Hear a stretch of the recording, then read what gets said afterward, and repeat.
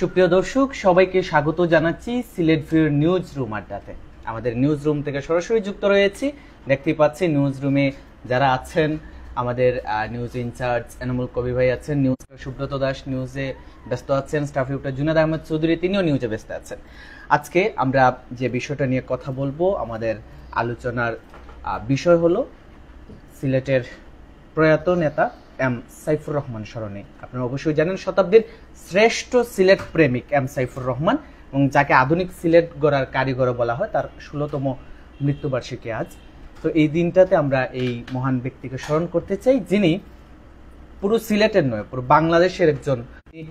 BNP সরকারের আমলে বাণিজ্য মন্ত্রী ছিলেন এবং একাধিকবার অর্থ পরিকল্পনা মন্ত্রীর দায়িত্ব পালন করেছেন। এছাড়াও জাতীয় সংসদে অর্থমন্ত্রী হিসেবে 12টি অর্থ বাজেট পেশ করেন এবং প্রকৃতপক্ষে বলা যায় সিলেট জন উনি সিলেটকে সবসময় উন্নয়নের কাতারে নিয়ে যাওয়ার সর্বোচ্চ চেষ্টা করে গেছেন। একেবারে যদি আমরা বলি, সিলেট বিভাগ কিন্তু প্রতিষ্ঠা করার পেছনে যিনি প্রথম দাবি তুলেছেন তিনি এম সাইফুর রহমান। একই সাথে হুমায়ুন রশিদ চত্বর থেকে শুরু করে সিলেটে আরো যে উন্নয়ন, ঢাকা সিলেট মহাসড়ক বলেন, সিলেটের একেবারে দৃশ্যমান বেশ কিছু উন্নয়ন কিন্তু ওনার হাত ধরে হয়েছে, অর্থাৎ আধুনিক সিলেট গড়ার কারিগর বলা হয় ওনাকে। এই বিষয়ে আরো বিস্তারিত আলোচনা করার জন্য আমাদের এই নিউজ রুম আড্ডায় আজকে অতিথি হিসেবে যুক্ত রয়েছেন, উপস্থিত হয়েছেন সালেহ আহমদ খসরু, যিনি সাবেক সহসভাপতি সিলেট মহানগর বিএনপি এবং পরিচালক যমুনা ওয়েল কোম্পানি লিমিটেড।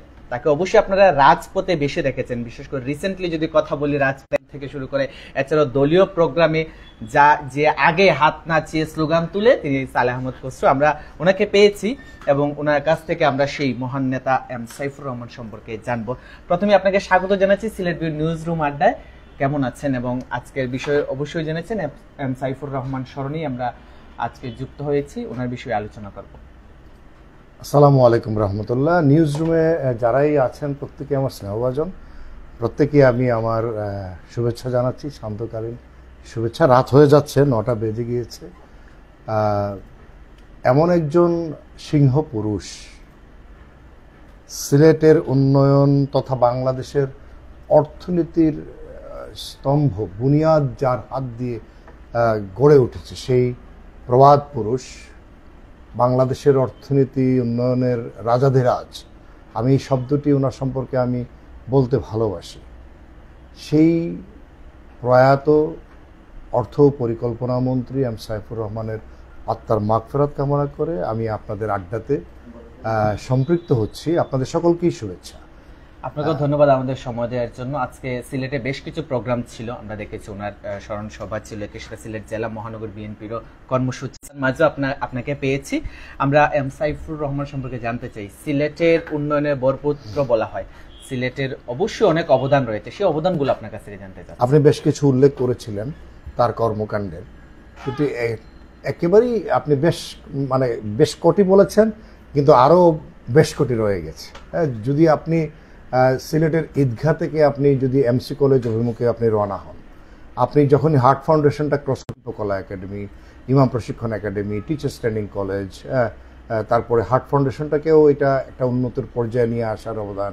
তারপরে আপনি আরেকটু দূরে যদি যান, আপনি দেখবেন সেখানে Sylhet model school and college, যেটা এই জায়গাটা আপনি যদি একটু দেখেন, তা দেখবেন যে এটা একটা একাডেমিক এরিয়া হিসাবে সিলেটে এখন আমরা দেখতে পারি দৃশ্যমান। এবং তার একটি স্বপ্ন ছিল এই জায়গাটি আরো সুন্দর, আরো পরিশীলিত, আরো সৌন্দর্য বর্ধন করে এটিকে তিনি একটি শিক্ষার সমস্ত কেন্দ্রবিন্দু ওই অঞ্চলটাতে টেনে নিয়ে তিনি এটাকে একাডেমিক প্লট হিসাবে তিনি একসময় ঘোষণা করবেন যে এদিকে যেদিকেই যাবেন। আপনার সাথে যুক্ত হই সিলেট কৃষি বিশ্ববিদ্যালয়, এক্স্যাক্টলি। এই যে আমি আপনাকে স্মরণ করে দিব, আপনি আমাকে স্মরণ করে দিবেন, এইভাবেই চলুক আড্ডাটি। কারণ সাইফুর রহমান সাহেবের কীর্তি তো আমি যদি একেবারে যমুনা সেতু থেকে শুরু করি, আমি একেবারেই বাংলাদেশের পর্যায় থেকে শুরু করি। কারণ হচ্ছে I have written an article, এটা Far Eastern Economic Review, Thailand থেকে প্রকাশিত, সেখানে পড়েছিলাম এই যমুনা সেতুর নির্মাণটা, এটা অনেকেই হয়তো জানে না, বা জানলেও আমার প্রজন্মের মানুষরা তো ভুলে গেছে। তো স্টপ, আচ্ছা, ভুলে গিয়েছেন। কিন্তু সেটা ছিল থাইল্যান্ডে অনুষ্ঠিত এডিবি এবং ওয়ার্ল্ড ব্যাংকের একটা বৈঠক ছিল। ওখানে এডিবির প্রেসিডেন্ট তখন ছিলেন mister Joseph Wood, if I can recall his name properly, আমার যদি ভুল না হয় Joseph Wood, yes Joseph Wood. হ্যাঁ, তো সেইখানে কথা চলছিল, পরের দিন ওয়ার্ল্ড ব্যাংকের মিটিং আছে, সেইখানে বোর্ড মিটিংয়ে বাংলাদেশের যমুনা সেতুর জন্য অর্থ বরাদ্দের বিষয়টি অনুমোদিত হবে। সেইখানে একটা কিস্তি দেবার ব্যাপার আছে, সেই কিস্তিটা বাংলাদেশের কাছে সঙ্গতকরণই তখন ছিল না, কিন্তু আগের দিনে মিস্টার উডের সাথে সাইফুর রহমান ডিনারে বলছেন, এই উড তুমি যেভাবে লেখা আছে এটার বাংলা অনুবাদও জায়জাদিন পত্রিকাও করেছিল। হ্যাঁ, তো এই উড তুমি কিন্তু কালকে ওয়ার্ল্ড ব্যাংকের মিটিংয়ে ওইটার কিস্তির ব্যাপারটা তুমি কনফার্ম করবে, এইটা নিয়ে আর কোনো কথা নাই, তুমি বলে দেবে আমি ওয়ার্ল্ড ব্যাংক থেকে টাকাটা পেয়ে যাবো, আমার যমুনা সেতু হয়ে যাবে। মানে একদম সহজ ভাষায় যেভাবে উনি কথা বলেন আর কি, এভাবে বললেন। তো জোসেফ উড তখন বললো, এটা তোমার কথায় হয়ে যাবে নাকি, এটা একটা বোর্ড মিটিংয়ের ব্যাপার আছে, আমিও তো আমার বোর্ডে এটা অ্যাপ্রুভ করা যাবে। আরে তুমি অ্যাপ্রুভ করার পরে অ্যাপ্রুভ করে আনি পাই। উনি যেভাবে কথা বলতো আমি ঠিক এখন একটু ওইভাবে যদি কথা বলি, উনি সিলেটি কথাটা ঠিক এভাবে বলতে, যাও তুমি তোমার এটা তুমি করিয়ে আনি পাই। হ্যাঁ, তো যাই হোক এইভাবে হয়তো তিনি হয়তো ইংরেজিতে বলেছিলেন। পরের দিন যখন ওই মিটিংটা, যখন ওই কিস্তির টাকার প্রসঙ্গটা এলো, তখন সাইফুর রহমান সাহেব বোর্ড মিটিংয়ে তিনি স্পষ্ট বলে দিলেন, you mister Joseph Wood, you told me last night that you gonna approve this and you gonna pay the whole installment, right? You said it, right? That has been approved, right? মানে এমনভাবে right তিনি করে বলছিল যে Joseph would কোনো কথা বলছিলেন না। ওয়ার্ল্ড ব্যাংক প্রেসিডেন্ট বিষয়টা অনুধাবন করে তিনি হেসে দিলেন, হেসে দিয়ে বললেন, ঠিক আছে মিস্টার এম সাইফুর রহমান, আমরা এটা সকল অর্থ বরাদ্দ করব, একটা কাজ করেন, আপনি গিয়ে সরকারের সাথে আলোচনা করে এটা মিস্টার উডের নামে দিয়ে দেন, মিস্টার জোসেফ উড ব্রিজ। হ্যাঁ, ঠাট্টা করে তিনি বলেছিলেন। মানে that was the relation between the financial institution of the world, like world bank, ADB, IMF, M Saifur Rahman. Saifur Rahman সাহেব তো তিনি নিজেই সাক্ষাৎকারে বলেছেন যে মানি ইজ নো প্রবলেম, যেটা জিয়াউর রহমান সাহেব বলতেন, সেখান থেকে তিনি বলতেন money is no problem for the development of the country. তো আসলেই অর্থ কোনো সমস্যা ছিল না। আপনি যে কথাগুলো বললেন সেই কথা যদি আমি ধলাই ব্রিজের কথা বলি, আমি ধলাই ব্রিজের, আমি তামাবিল বাইপাসের কথা বলতে হবে, আমি কাজিরবাজার সেতুর কথা বলতে হবে। অনেকেই উদ্বোধন করেছেন, কিন্তু জায়গাটি কিভাবে নেওয়া হয়েছিল এখানে আপনার সিনিয়র সাংবাদিক যারা আছেন তারা খুব ভালো করেই জানেন। তারপরে সিলেটের এই যে আজকে 2 লাইন বা 4 লেনের যে সড়ক আমরা দেখতে পাচ্ছি, একদম এয়ারপোর্ট থেকে শুরু করে একদম সার্কিট হাউস পর্যন্ত, বা আজকের এই Zindabazar, it is not only just এই যে আরিফুল হক চৌধুরী সাহেব অনেক কাজ করেছেন, পরিশ্রম করেছেন, it is because of, it has been done because of mister M Saifur Rahman. এতে কোনো সন্দেহ নেই, because behind the all work দের ইজ সাইফুর রহমান। সরকার জানতো এটা হতো। যেমন আমি আপনাকে এই মুহূর্তে মনে পড়ে গেল আমার টিচার্স ট্রেনিং কলেজের কথা, সিলেটের টিচার্স ট্রেনিং কলেজের বিষয়টা আমি জেনেই আপনাকে বলছি। এখানে যদি কায়েম চৌধুরী সাহেব থাকতেন তাহলে উনি আরো ভালো বলতে পারতেন, উনিও ওনার অনেক স্মৃতি জানেন। হ্যাঁ, because he was the happiest to the finance minister. তো মন্ত্রণালয়ে গেল, এটা আপনার উত্তরাঞ্চল না দক্ষিণাঞ্চলের এই মুহূর্তে মনে পড়ছে না, একটি বিকেএসপি হবে। তো উনি খুব হিউমার করতেন, উনি বললেন যে এটা কি আমার সিলেটে আসে নাকি, এটা কি বিকেএসপি, এটা কি? হ্যাঁ, বলল স্যার এটা ক্রীড়া শিক্ষা প্রতিষ্ঠান, এটা কি আমার সিলেটে আছে নাকি? হ্যাঁ, বললেন না স্যার সিলেটে না। তাহলে সিলেটও নাই, তো এটা নিয়ে আসছো কেন? হ্যাঁ, বলে স্যার এখানে ফান্ড আপাতত এখানে সিলেটে দেওয়ার মতো নাই। ফান্ডের জন্য তোমাকে কে বলছে চিন্তা করার জন্য? তুমি এই আরেকটা প্রজেক্ট বানিয়ে নিয়ে আসো, সিলেটও বিকেএসপি হবে, ও তোমাদেরটা হবে, সারা বাংলাদেশেই হবে, সিলেট হলে বাংলাদেশে হবে। এই যে দেখেন সিলেট হলে বাংলাদেশে হবে, মানে he is to think Sylhet first. আমরা যে কথায় বলি যে বাংলাদেশ ফার্স্ট, উনার কাছে ছিল বোধহয় সিলেট ফার্স্ট। হ্যাঁ, যেমন একইভাবে আমি যদি স্মৃতির মন্থন করি, এখানে এই কথাটি আবারও আমার কাইম ভাইয়ের নাম নিতে হয়, কাইম ভাই থাকলে আরো ভালো বলতে পারতেন। এই যে কৃষি বিশ্ববিদ্যালয় করতে হলে 100 একর একটা জায়গা লাগে। এটা একনাক মিটিংয়ে হাজী দানেশ কৃষি বিশ্ববিদ্যালয় উত্থাপিত হওয়ার পরে সাইফুর রহমান সাহেব তখন একনাকের সচিব ছিলেন Ayub Kadri, if I can recall the name properly, Ayub Kadri. পরে তিনি উপদেষ্টা হয়েছিলেন কেয়ারটেকার গভর্নমেন্টের। তো উনি ফাইলটা দেবার পরে, ক্যান ইউ ইমাজিন, আমি একটা দায়িত্ব নিয়ে বলছি কথাটি, prime minister in chair, finance minister ফাইলটা ছুঁড়ে ফেলে দিলেন।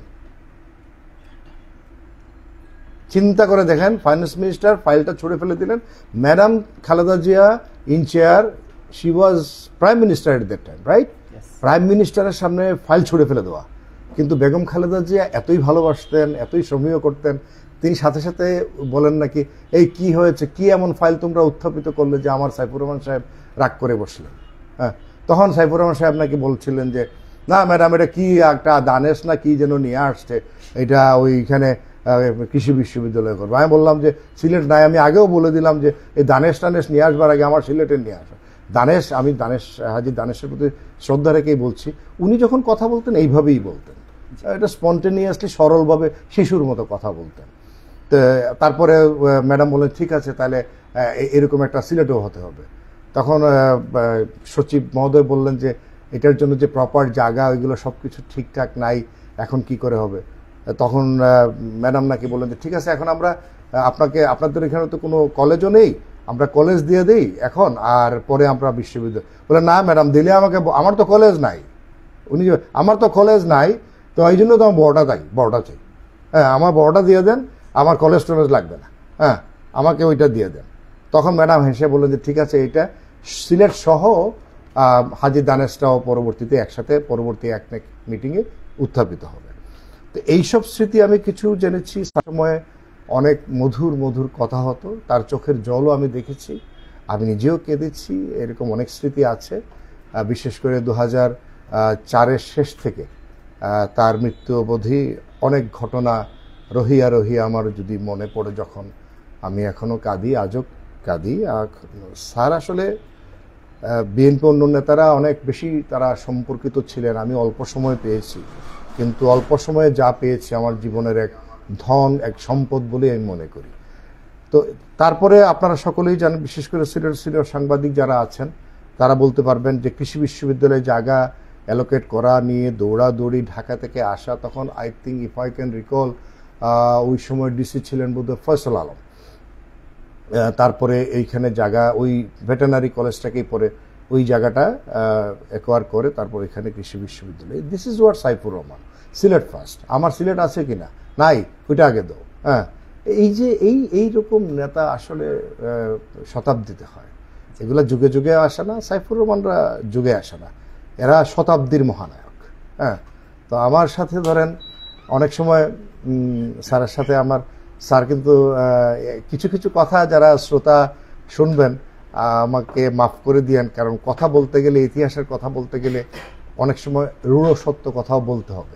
এবং আমি ব্যক্তিগতভাবে বিশ্বাস করি, আপনি যে পক্ষেরই হন, যে মতেরই হন, আপনি সত্যটাকে স্বীকার করে নিন, আপনি যখন বলবেন সত্যটা বলুন। হ্যাঁ, যেমন সাইফুর রহমান সাহেব রাজনীতি থেকে দূরে সরে গেলেন, তারপরে আমি এখানে আব্দুর রাজ্জাক, সিলেটের একজন সিনিয়র বিএনপি নেতা আব্দুর রাজ্জাক ভাইকে আমার স্মৃতিতে আনতেই হবে। আমাকে ফোন করে বললেন, ও হসরু ভাই, বুড়া তো রাজনীতিতে গেছি গিয়া, হ্যাঁ, তো এই বুড়া যদি যায় গিয়া, আমরা রাজনীতি করার তো আর কোনো জায়গা থাকতো না, আমরা তো গুন্ডা ভান্ডার লোকে রাজনীতি করতাম পারতাম না। It is the word he said, কাকে মেনশন করেছেন আমি সেটা জানি না। তো যাই হোক, আমি বললাম যে কি করা যায়, বলে দেখেন ওনাকে অনুরোধ করতে হবে, উনি কিন্তু মুরব্বীদের পছন্দ করেন। হ্যাঁ, আপনি এক কাজ করেন, মসজিদের খতিব, মাদ্রাসার মোহতামিম, এইগুলা কয়েকজনের আপনি ম্যানেজ করেন, আপনি নিয়ে চলেন। আমি বললাম রাজ্জাক ভাই, আপনি সিনিয়র নেতা, আপনি চলেন। বললেন না না না না, আমি যাব না, হ্যাঁ আপনি নিয়ে যান, আপনাকে ইদানিং উনি খুব বেশি স্নেহ করেন, আপনি নিয়ে যান। তো দ্যাট ওয়াজ এই মুহূর্তে ওই সময়ের জীবিত চাশনিপীর মসজিদের খতিব মৌলানা আব্দুল হক সাহেব জীবিত আছেন, আর শফিক ভাই আছেন, এরকম আরও কয়েকজন। আমরা বন্দরবাজার মসজিদের খতিব যিনি মারা গেছেন হাফেজ মৌলানা আব্দুর রহমান সাহেব সহ গেলাম। আমরা অনেকে নিয়ে গাড়িতে করে গেলাম, আমি একটু সংক্ষেপ করেই বলি।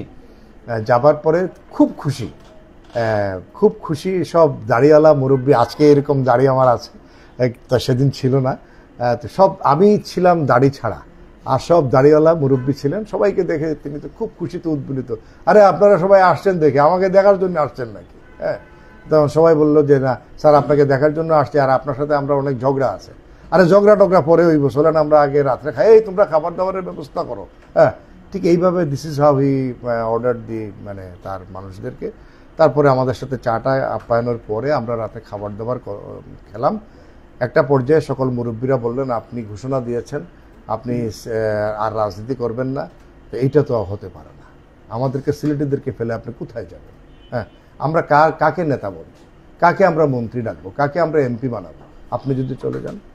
অ্যান্ড দেন হাতে একটা লাঠি ছিল, না না না না, আমি বেগম জিয়াকে বলিয়ে দিয়েছি আমি আর রাজনীতিতে ফিরবো না। হ্যাঁ, এই একেবারেই নেগেটিভ যখন, আজকে বলতে লজ্জা নেই, যারা দর্শক লক্ষ লক্ষ দর্শক তো দেখবেন,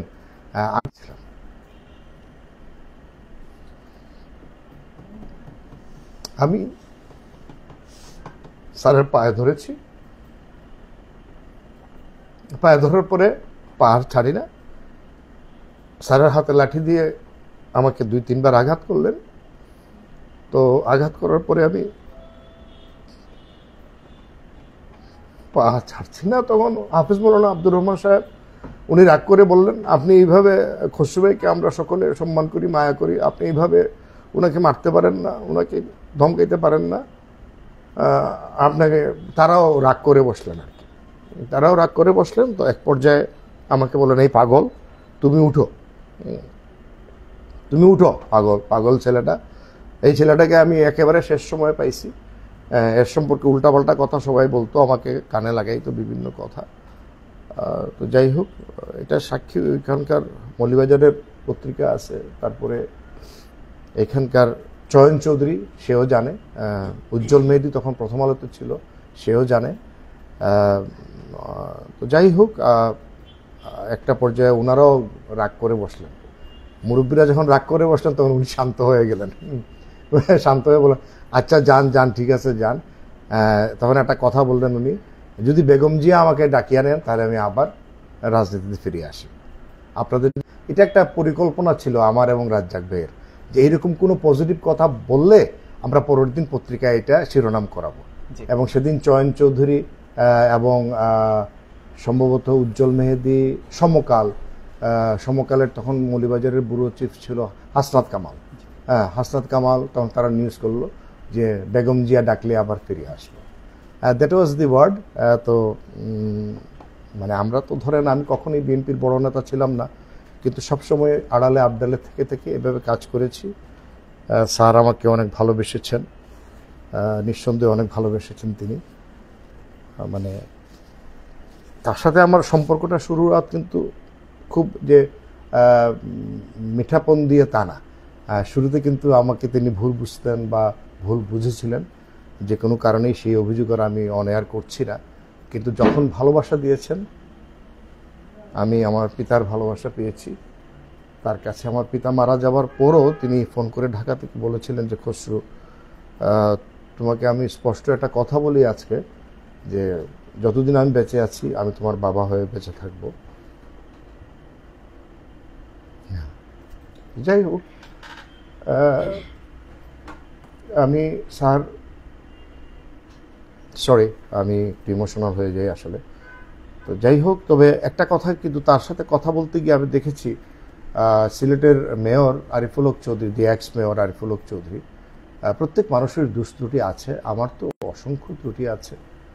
আরিফুল হক চৌধুরী সম্পর্কে তার বিশ্বাসটা ছিল অগাধ।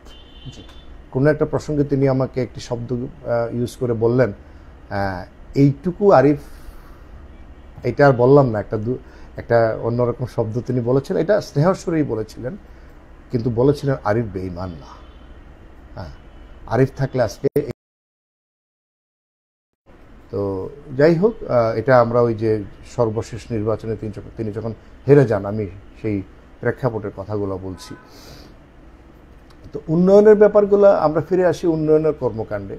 বাংলাদেশের অর্থনীতিতে আজকে ধরেন ভ্যাট, ভ্যালু অ্যাডেড ট্যাক্স, এটা সারা দুনিয়া এখন এই কনসেপ্ট গ্রহণ করেছে অনেক আগেই। তো এটা যখন বাংলাদেশে চালু হলো, if I can recall the memory, 15টা আইটেমে তখন সাইফুর রহমান সাহেব এটা ইয়ে করলেন, ওনার হাত ধরে, হ্যাঁ ওনার হাত ধরেই ভ্যাট চালু হলো। এবং আওয়ামী লীগ তাকে দোষারোপ করে নাম দিয়েছিল ভ্যাট মন্ত্রী। কিন্তু চমৎকার ব্যাপার কি জানেন, সাইফুর রহমান সাহেব করলেন 15টা আইটেমে ভ্যাট, আওয়ামী লীগ ক্ষমতায় এসে করলো 45টা আইটেমে VAT. This is how VAT established in Bangladesh. এইটার একটা ইয়ে আছে, প্রেক্ষাপট আছে। এইটা স্যার আমাকে একদিন বাহার মর্দনে বসে গল্প করার সময় বললেন। মানে খসরু জানো ব্যাট আমি কিভাবে চালু করেছিলাম? আমি স্যার আমি তো জানি না স্যার, আমি তো আপনার কাছে তো স্যার এখন থাকি, আগে তো ছিলাম না স্যার। বলে দেখো একদিন আমি গুলশানে একটা মিটিংয়ে একটু অনেক লম্বা সময় লাগবে, তো আমি ড্রাইভারকে 500 টাকা দিয়ে বললাম তুমি যদি দেরি হয় কোনো কিছু খেয়ে নিও, স্যান্ডউইচ বার্গার টার্গার এগুলো খেয়ে নিও। তো আমি মিটিং শেষ করে সিরাজ আমার ড্রাইভার, আমি গাড়িতে উঠে বললাম সিরাজ বাকি টাকা কই? হ্যাঁ, সে বললো স্যার বাকি টাকা আর 20 টাকা রয়েছে স্যার। হ্যাঁ, কেন 20 টাকা কেন রইলো? 500 টাকা দিলাম, তুমি কি খাইছো? হ্যাঁ, বলে স্যার আমি তো একটা স্যান্ডউইচ খাইছি স্যার, বার্গার খাই তাহলে। হ্যাঁ, তো বার্গার একটার দাম এত টাকা, 480 টাকা? হ্যাঁ, বলে যে স্যার 450 টাকা নিচ্ছে স্যার, আমি একটু পান টান খাইছি স্যার, 480 টাকা খরচ হয়ে গেছে। তখন আমার মাথায় ঢুকলো এইটার দিয়ে গিয়ে করো, এটা তার ট্যাক্স টুক্স নাই, এমনি আরম্ভ করছে সবগুলাই। হ্যাঁ, এইগুলাকে এই যত ইয়ে আছে, যত হাই প্রাইসেস ফুড আছে এইগুলাতে আমি ভ্যাট একটা ট্যাক্স বসাই দেবো। এই ট্যাক্স বসাই দেবো মাথা থেকে আমার আসলো যে এই আসলো ভ্যালু এডেড ট্যাক্স। আমি এই সব এক্সপেন্সিভ ফুডে আমি ট্যাক্স বসাই দিলাম, বিভিন্ন এক্সপেন্সিভ আইটেমে আমি ট্যাক্স বসাই দিলাম।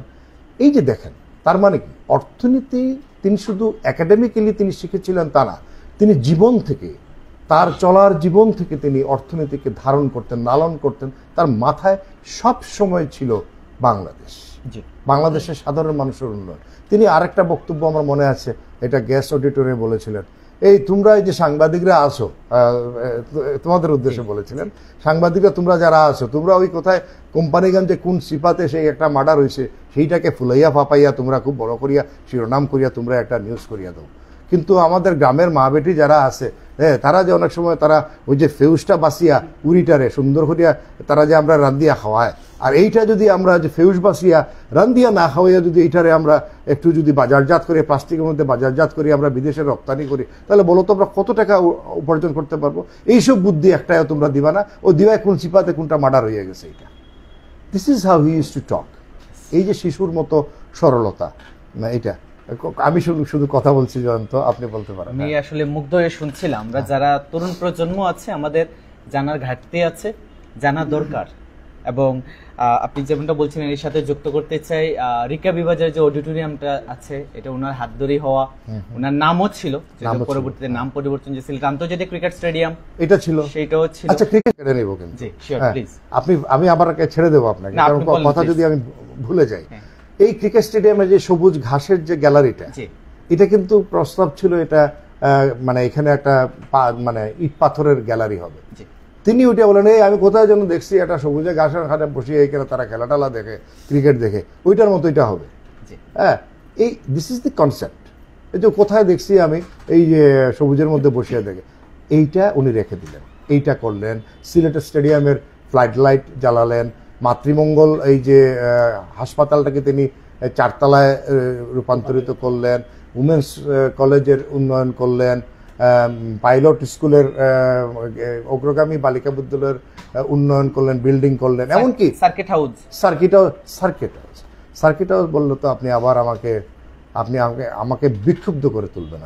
যদি একটু কিনবিস থেকে যদি শুরু করে এই পুরো নদী তীরবর্তী এই জায়গাটা যদি চিন্তা করি, এই ডেভেলপের কথা আছে, সেখানে একদিন আমার যতটুকু মনে পড়ে সকালবেলা যে নৌকা যেগুলা থাকে সেই নৌকাগুলা এই পিলারের মধ্যে বেঁধে রেখেছিল।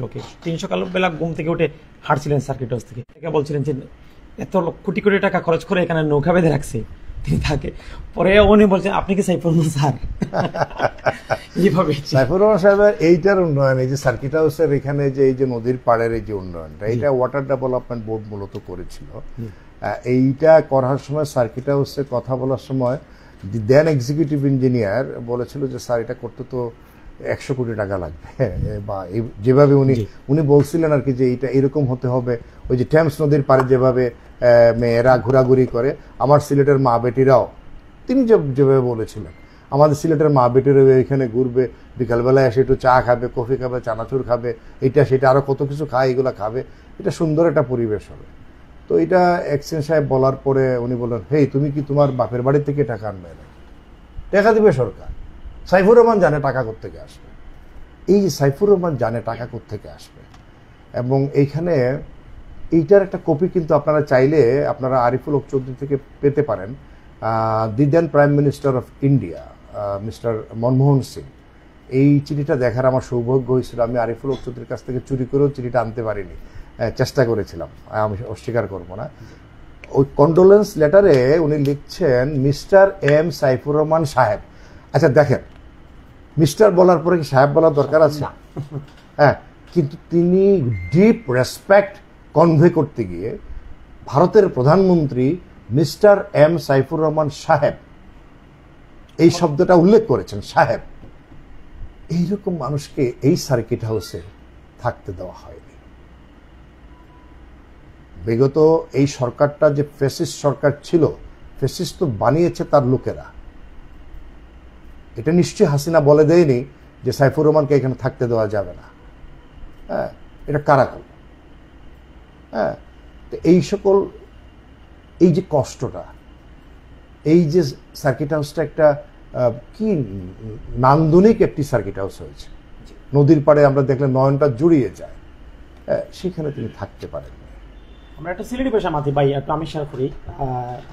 স্যার হয়তো সিলেটি ভাষা বেশ কয়েকটা উক্তি আছে খুব সুন্দর সুন্দর, যেগুলো আমরা একটা মন জুড়াই যায়।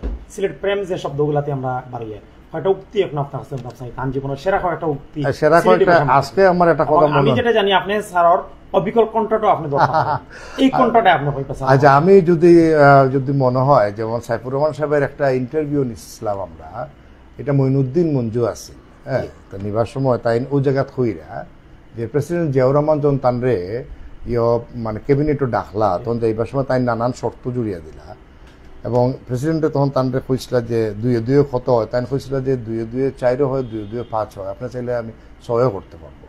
মানে this is the dynamism of Saifur Rahman. তো এখানে একটা জায়গায় তাই কইছিল যে আপনারা মিলিটারি টিলিটারির সাথে আমার তেমন ভালো লাগে না, আপনাদের সাথে সম্পর্কটা আমার এমনি ভালো লাগে না, মিলিটারিদের এই কার্যকলাপ আজকে আছে কালকে অভ্যুত্থান, এগুলো একদম আমার পছন্দ হয় না, কিন্তু আপনি যদি এইগুলা করেন তাহলে আমি আপনার সাথে কাজ করতে পারবো। তখন জিয়াউর রহমান সাহেব তাকে আবার বললেন যে না, আপনারা শুধু এইসব মিলিটারিদেরকে দোষে তো লাভ নেই, আমাদের সকলকে দেশের জন্য উন্নয়ন কাজ করতে হবে, আপনাদেরকে আগে আসতে হবে, আপনারা শুধু বড় বড় কথা বলবেন, দেশের উন্নয়ন কাজে সম্পৃক্ত হবেন না, এটা তো হয় না। তারপরে উনি বললেন যে আমি তখন প্রেসিডেন্ট জিয়াকে বললাম যে ঠিক আছে, আপনার সাথে আমি কাজ করব, আপনি আমার এই 3টা কাজ করিয়া দেন, এই 3টা কাজে আপনি এখনই স্বাক্ষর করিয়া দিয়ে দেন, দিয়া দিলে আমি তখন এটা আপনার সাথে আমি কাজ করব। এই 3টা কাজের মধ্যে ছিল এই যে এইটা কি বলে শাহজালাল ব্রিজ 1, এবং এই মুহূর্তে আরও বাকি 2টা কাজের কথা মনে পড়ছে না আমার। তো উনি আরেক জায়গায়, যেমন আমার মনে আছে একদিন ইন্টারভিউতে তিনি সাংবাদিকদের সাথে ঢাকায় কথা বলছেন, একেবারে সিলেটিতে কথা বলছেন, কথাটা কেটা হয়েছেন দেখা উঠে হলে ওই যে শেয়ার মার্কেট নিয়ে, হ্যাঁ, যে তাই তো লক ইন সিস্টেম চালু করছিল যাতে এইভাবে টাকা লুটপাট করে কেউ তুলিয়া নিতে না পারে। তো সাংবাদিকরা বললো যে আপনি একদিকে মুক্তবাজার অর্থনীতির কথা বলেন, আরেকদিকে আপনি লক ইন সিস্টেম চালু রেখেছেন। তখন বলে হেই থামো, তুমি কি বুঝবাই লক ইন সিস্টেম চালু রাখবো, লক ইন সিস্টেম চালু রাখবো, লক ইন সিস্টেম কেন রাখছে তুমি কি বুঝো? ব্রাজিল থেকে চলিয়ে আইবো, এখানে আইয়া এখানে খাটাইবো, টাকা খাটাইয়া পরে একসময় তার যখন সময় হইব তখন লক ইন সিস্টেম না থাকলে সবগুলো রইয়া যাইবো, আমার মা বেটেরা কষ্ট করবো, রিক্সাওয়ালা এখানে শেয়ার খাটে টাকা খাটায়, তখন এই 10,000 টাকার জন্য সাথে আত্মহত্যা করবো, তখন তুমি কই থাকবাই? লক ইন সিস্টেম, কি বুঝো তুমি লক ইন সিস্টেমের? এই যে হঠাৎ করে রাগ করলে উনি সিলেটি ভাষায় কথা বলতেন, হ্যাঁ, মানে this is how he use to talk. এই যে আপনার তারপরে একটা কথা তাই নিয়ে উনি করে ফেলা, আমি যেখানেই থাকি না কেন আমার ঠিকানা সুরমা নদীর পারে, আমার ঠিকানা রে বাবা শাহজালালের দেশ সিলেট ভূমি রে। এই যে সিলেটের প্রতি ওনার টান, হ্যাঁ, এটা এটা এটা আমি আর কোনো, আপনারা লেখাপড়া যেহেতু করেন, আপনারা সিলেটে যেহেতু কইবেলা হোসেন সাহেব, আমি কই যে আমি জানি না আর কোনো রাজনীতিবিদ এইভাবে তার অঞ্চল রে, মানে এটা মনে হয় যেন প্রেম, সিলেট প্রেম শব্দটা এইটাই হলো প্রেম, ওটা হইলো প্রেম। ওই যে আমরা কেউ মার লগে প্রেম করি, বাপর লগে প্রেম করি, বোর লগে প্রেম করি, প্রেমিকার লগেও প্রেম করি, হ্যাঁ, প্রেমিকার লগেও প্রেম করি, তা নিয়ে প্রেমটা আমার কাছে মনে হইতো যে ওই এমন এক প্রেম আর কি, এটা ওই যে কৈশোরের প্রেম। কৈশোর বয়সে আমরা ফুয়াইনতে ফুরিনতে যে প্রেম ফাগলে কেউ আত্মহত্যা করিলায়, কেউ হত্যা করিলায়, কেউ চাকু দিয়ে কাটিলায়, এই যে গভীর যে একটা প্রেম সিলেটের প্রতি তার ওই কৈশোরের প্রেম, তার বার্ধক্য পর্যন্ত ওই কৈশোরের প্রেম, ওই টান, ওই বিনি সুতার মালা, একদম সিলেটের সাথে তার বিনি সুতার মালায় তার বন্ধনটা ছিল। যেটা দেখা যায় না, যদি আমরা মতো মানুষরা এখন স্বীকার করি এটি আছে, না হলে নেই। বিনিশিত আর মালার বন্ধনটা এরকমই। এটা সম্ভবত একটা ছবির ডায়লগ দিয়ে দিলাম কিনা আমি, এটা সম্ভবত সুচিত্রা সেন বলেছিলেন যে বিনিশিত প্রেম হচ্ছে, ভালোবাসা হচ্ছে বিনিশিতার মালা, স্বীকার করলে আছে, অস্বীকার করলে নেই। বলো এরকম মহান মানুষ নিয়ে আমরা যত কথা বলবো, আড্ডা দিব, কথা শেষ হবে না, গল্প শেষ হবে না, কারণ ওনার যে কর্মদক্ষতা ছিল সেটা সিলেট ছাড়িয়ে, বাংলাদেশ ছাড়িয়ে বহির্বিশ্বে প্রশংসা কুড়িয়েছে এবং বহির্বিশ্ব আলোচনা হয়েছে অনেকগুলো বিষয় নিয়ে। আমরা শেষ করবো আড্ডা, যেহেতু আমাদের অনেক দর্শক আছে, সব শেষ করতে লাস্ট যে 16 বছরের কথা যদি বলি, সিলেট নিয়ে যদি আমি বলি, সিলেটে উন্নয়ন হয়েছে, হয় না এরকম হয়েছে, তবে আরো ভালো উন্নয়ন হতে পারতো। এর কারণ কি আপনি মনে করছেন যে এম সাইফুর রহমানের মতো অভিভাবক নাই, এম সাইফুর রহমানের মতো নেতা নাই যিনি উন্নয়ন নিজ হাতে নিয়ে আসবে সিলেটের জন্য, এমনটা মনে করছেন কি? ভাইরে, আপনি এমন একটা প্রসঙ্গ তুললেন, আপনার ক্যানভাসটা কিন্তু এখন বড় হয়ে যাবে, আপনি 2 মিনিট সময় দিতে হবে আমাকে। এমন একজন অভিভাবক নেই, এই কথাটি একেবারেই প্রণিধানযোগ্য তার ব্যাপারে। কারণ সাইফুর রহমান সাহেব যখন অর্থ পরিকল্পনা মন্ত্রী ছিলেন, তখন আমাদের প্রয়াত আওয়ামী লীগের মেয়র ছিলেন বদরুদ্দিন আহমদ কামরান ভাই। কামরান ভাই পায়ে ধরে সালাম করতেন, হ্যাঁ, এবং কামরান ভাইকে উনি স্নেহ করতেন। এই যে রিলেশনটা, আওয়ামী লীগ বিএনপির এই যে রিলেশনটা, সাইফুর রহমানের পায়ে ধরে সালাম করা, আমরা কামরান ভাইকে সম্মান করা, কামরান ভাই আমাদেরকে সম্মান করা, এটা তো সিলেট থেকে হারিয়ে গেল বিগত 5 বছরে। হ্যাঁ, কে কেড়ে নিল সেই প্রসঙ্গে আমি যাচ্ছি না, কিন্তু আমাদের অভিভাবক নেই উন্নয়নের ক্ষেত্রে। শুধুমাত্র বলি, সেই ভাবনার, ওই যে বললাম প্রেম, সিলেট প্রেমিক নেই। এখন আমরা জাস্ট কথার ফানুস আমরা ফাপাইয়া বাহাদুরি করি সেই নজরুলের কবিতার মতো, কিন্তু আমরা সিলেটকে ভালোবাসি না, আসলে আমরা রাজনীতি করি না। আমরা রাজনৈতিক দলের কিছু কর্মী, কিছু নেতা, আমরা কেউ রাজনীতিবিদ হতে পারিনি। রাজনীতিবিদ হওয়া আর রাজনৈতিক নেতা হওয়া অনেক যোজন ফারাক। হ্যাঁ, আর রাজনীতিবিদ যে হয়, সে যেমন আকাশে 7টি রং থাকতে পারে, তাই বলে কি আমি আকাশকে ধ্বংস করে দেব? 7 রঙের মেলায় আমার নিজেকে সাজাবো, কিন্তু সেই 7 রঙের মেলায় বাংলাদেশকে সাজতে পারেনি। সিলেট তো হারিয়ে গেছে বিগত 5 বছরে। সিলেটের যে মেলবন্ধনের যে রাজনীতি, মেলবন্ধনের যে রূপকার, সেটাই ছিলেন সাইফুর রহমান। হ্যাঁ, যেমন আমি এখানে একটি রেফারেন্স দিতেই হয়, হুমায়ুন রশিদ চৌধুরী সাহেব সিলেট রেল স্টেশনের কাজটি, উন্নয়নটি করেছিলেন। এটি জোট সরকার আসার পর কে বা কারা দুষ্কৃতিকারীরা হুমায়ুন রশিদ সাহেবের নাম ফলকটা ভেঙে ফেলে, সাইফুর রহমান নিজে গিয়ে তিনি সেটা পুনঃস্থাপন করে আসেন। এবং হুমায়ুন রশিদ স্কোয়ারটি সাইফুর রহমানের আমলে তৈরি, এবং অনেকে চেষ্টা করে সাইফুর রহমানের নাম দেওয়াতে পারেননি। এখন একটি ওয়ার্ডের সভাপতি, আমি আর ওয়ার্ডের নাম্বারটা বলছি না, তিনি বলছেন স্যার এটা তো আপনার নামে হবে, হুমায়ুন রশিদের নামে কেন হবে? সাথে সাথে এই এটাকে বান্ধিয়ে নাও। হ্যাঁ, কি বলে? একটা সম্মানী মানুষের আমি সম্মান দেবো, এ কি বুঝবে? এই এটাকে বান্ধব, এই আরিফ, এই এটাকে নিয়ে অ্যারেস্ট করো, এই এসপি কোথায়? দিস ইজ এটা আপনারা আরিফুল হককে জিজ্ঞাসা করলে এটা সত্যাসত্য পাবেন। এই যে অন্য দলের নেতার প্রতি সম্মান জানানো, হ্যাঁ, অন্য রাজনীতির প্রতি সম্মান করে কথা বলা, এইগুলা সাইফুর রহমান সাহেবের ছিল, বা আগের অনেক রাজনীতিবিদদের মধ্যেও ছিল। কারণটা হচ্ছে কি, আমরা এখন রাজনৈতিক নেতা, রাজনৈতিক যোদ্ধা, কিন্তু আমরা কেউ রাজনীতিবিদ না। এই দেশ রাজনীতিবিদের জন্য আমি মনে করি আগামী 10টি বছরের মধ্যে যদি রাজনীতিবিদের সংখ্যা না বাড়ে, তাহলে ভবিষ্যৎ অন্ধকার। এবং এখানে আপনাদের এখানে বসেই আমার একটি লেখার কথা মনে পড়ছে, এটি কোন সালে প্রকাশিত আমি জানি না, 2012 সালে আমি লিখেছিলাম স্মৃতির ব্যঞ্জনায় কিংবদন্তি সাইফুর রহমান, সালেহ আহমদ খসরু। এটা অনেক দীর্ঘ লেখা, আপনারা ছেপেছিলেন। কেউ বলেন সালেহ আহমদ খসরু নতুন লেখক হয়েছেন, তিনি আগেই লিখতেন, শেরন নামে লিখতেন, ছাত্র জমানায় লিখতেন, এবং এটা 5 পৃষ্ঠার লেখা, এটা 5 পৃষ্ঠার লেখা। যাই হোক, অনেক কথা আছে সাইফুর রহমান সাহেব সম্পর্কে কথা বলতে গেলে। বাংলাদেশকে ইমার্জিং টাইগার বলা হয়েছিল because of M Saifur Rahman. Jamuna সেতু হয়েছিল because of M Saifur Rahman. আপনি যদি আমানুল্লাহ আমানের সাথে কথা বলেন, কেরানীগঞ্জে সম্পূর্ণ উন্নয়ন করেছে সাইফুর রহমান। উনি যে কোনো এমপিরা তার কাছে উন্নয়নের বিষয়ে নিয়ে গেলেই উনার আর কোনো না ছিল না। এম ইলিয়াসের because of M Saifur Rahman. ওনার সাথে কেউ কেউ কথা বলে যে একটা দ্বান্দ্বিক অবস্থান ছিল, বাট ডেভেলপমেন্ট ওয়ার্ক নিয়ে ওনার কোনো দ্বন্দ্ব ছিল না। ওনার স্পষ্ট কথাবার্তা, উন্নয়ন কাজ যে আসো করো করো, দেশের উন্নয়ন করো, মানুষের উন্নয়ন করো। এই এই এই এই আমি বেশি কথা বলছি আজকে, আপনি আমাকে কথা বলার এই প্ল্যাটফর্ম দেওয়ার জন্য আপনাদেরকে অসংখ্য ধন্যবাদ। আপনারা আরও আপনাদের প্রসার ঘটুক। আপনাদের প্রতি আজকে নতুন প্রজন্মের সাংবাদিক যারা, তাদের প্রতি আমার একটাই বিনীত অনুরোধ থাকবে, আমি যেটা বলেছি আকাশে 7 রং থাকবে, আমরা 7 রঙেরই প্রশংসা করব, কিন্তু 7 রঙের দিকে যেন আমরা তীর না ছুড়ে দিই, আমরা যেন 7 রঙকে ধারণ করতে পারি, লালন করতে পারি। একদম শুনছিলাম একজন মহান নেতা সম্পর্কে, তার কীর্তি সম্পর্কে, তার কর্মদক্ষতা সম্পর্কে। মৃত্যুর একদিন আগেও এই মহান ব্যক্তি বলেছিলেন, আমি সিলেটের মাটি দেখে মরতে চাই। 2009 সালে ঢাকা সিলেট মহাসড়কেই ব্রাহ্মণবাড়িয়ার আশুগঞ্জে একটি সড়ক দুর্ঘটনায় তিনি প্রাণ হারান। এরকম একজন সিলেটের অভিভাবক যদি থাকতো, আমাদের সিলেট আরো অন্য মাত্রায় চলে যেত, আরো উন্নত হতে পারতাম।